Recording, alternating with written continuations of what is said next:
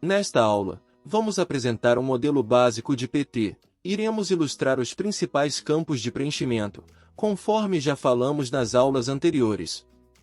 Conforme já falamos, com exceção da PET prevista na NR33, as permissões para trabalho podem assumir diversos modelos e regras de preenchimento. Todas as particularidades para a confecção do modelo e preenchimento devem estar escritos no procedimento criado pela organização. Por isso, é extremamente importante conhecer os procedimentos da empresa, bem como treinar os trabalhadores para o preenchimento da PT conforme procedimento interno. A seguir vamos estudar o modelo padrão de PT, que poderá ser utilizado em diversas atividades. Assim como na PR, o preenchimento da PT inicia pelo cabeçalho. Neste campo deve-se informar área do emitente, departamento em que a pessoa que está emitindo pertence, como por exemplo, produção ou segurança do trabalho. Área do executante, departamento que a pessoa que irá executar os serviços pertence, como por exemplo, manutenção elétrica. Local do trabalho, referência ao local físico onde os serviços serão executados. Exemplo, tanque de estocagem. PTE, permissão de trabalho específica, quando há outras atividades de risco envolvida na mesma atividade, como por exemplo, será executado trabalhos em altura e eletricidade. Neste caso deve-se preencher as PT específicas para estes riscos. Equipamento, nome do equipamento que será realizado os serviços. Exemplo, bomba de vazão de inflamáveis. Número de pessoas, deve-se informar quantas pessoas estarão envolvidas na atividade. Operando, parado, não se aplica, deve-se informar qual a condição de uso do equipamento. Descrição do serviço, deve-se informar quais serviços serão realizados na tarefa.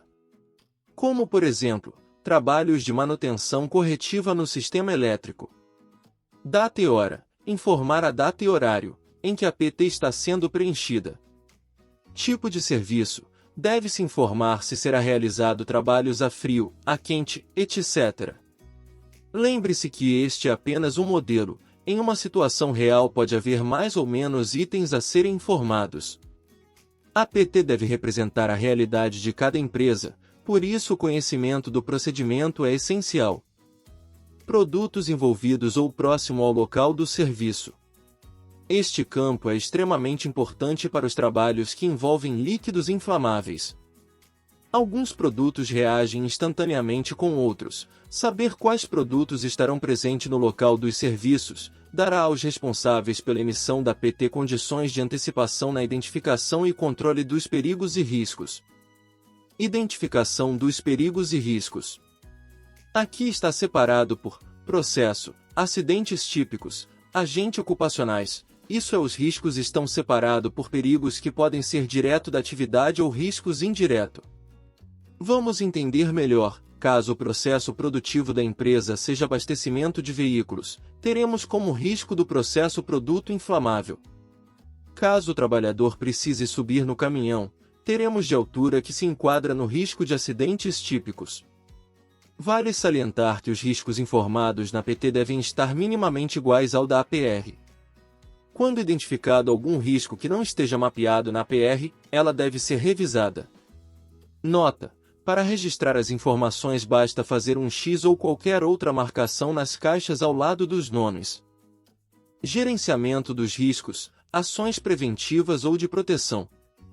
Nesta etapa, deve-se registrar as medidas de controle necessárias e aplicadas aos riscos. Geralmente essas medidas estão em sinergia com os previstos na APR. Veja que aqui, sempre estamos falando da APR, isso porque ela é um documento que trabalha em conjunto com a PT. Atenção! No momento do preenchimento da PT, os recursos para o gerenciamento dos riscos devem estar disponíveis no local de trabalho. Exemplo: quando marcado com X na PT que a área está isolada, de fato ela deve estar isolada, ou seja, não é uma orientação e sim uma certificação de que o que está escrito na APR foi feito em campo. Vale salientar que a PT, bem como a APR, são documentos que devem ser preenchidos em campo e não no escritório. Especialistas consultados. Neste campo deve-se informar os dados dos profissionais especialistas envolvidos no gerenciamento dos riscos, podendo ser profissionais da área de segurança do trabalho ou profissionais que foram capacitados para o preenchimento da PT. Equipamentos de proteção individual necessários para execução do serviço. Chamamos esse tipo de controle no pessoal, isso é, o controle está no indivíduo, devendo o trabalhador ser treinado para a atualização correta do equipamento de proteção individual. Neste campo, deve-se mencionar todos os equipamentos de proteção individual necessários para o controle do risco, conforme previsto na análise de risco. Vale salientar que no momento do preenchimento da PT todos os equipamentos de proteção individual necessários para a atividade devem estar disponíveis no local de trabalho, independentemente do momento que será utilizado. Atenção!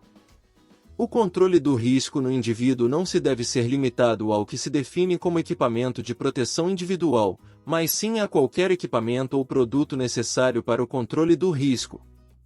Exemplo: o fornecimento de protetor solar, mesmo não sendo equipamento de proteção individual, deve ser fornecido ao trabalhador quando exposto à radiação solar. Equipamentos de proteção coletiva.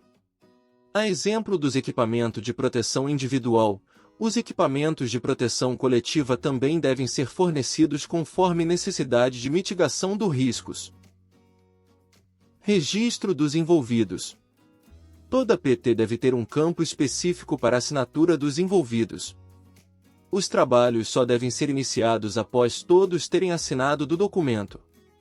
Aqui temos também um campo para a revalidação do documento, que deve ser preenchido quando revalidado, conforme procedimento da empresa. O documento pode ser emitido em mais de uma via. Mas atenção! Uma via da PT deve ser mantida permanentemente no local do trabalho. E por fim, no modelo apresentado há um campo para informar a finalização dos serviços e o encerramento da PT. Não esqueça, ao final dos trabalhos o documento deve ser arquivado, de forma que, se caso necessário, sua rastreabilidade seja fácil quando solicitada. Chegamos ao final deste módulo. Para que você se torne especialista neste assunto, você deve ser qualificado quanto ao procedimento da empresa e praticar bastante. Até a próxima!